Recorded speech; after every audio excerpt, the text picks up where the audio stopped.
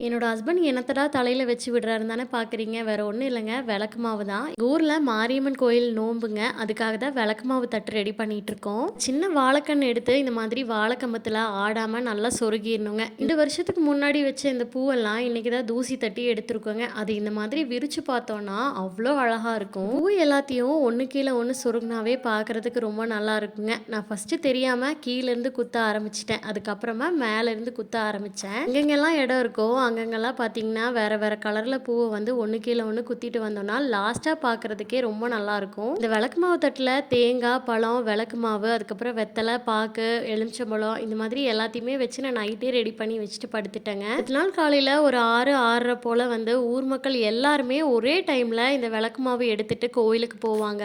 விளக்கு மாவு தட்டு நான் மட்டும் இல்லங்க, ஊர்ல எல்லாருமே அவங்களுக்கு ஏத்த மாதிரி ரொம்ப அழகா ஜோடிச்சு எடுத்துட்டு வருவாங்க.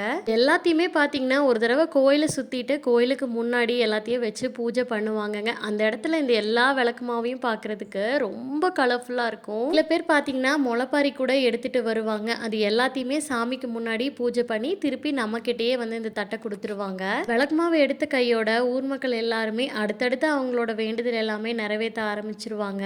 அங்க ஒரு ஈவினிங் போல திரும்பவுமே ஃபேமிலியோட கோவிலுக்கு போயிட்டு அம்மன தரிசனம் பண்ணிட்டு வந்தாச்சு.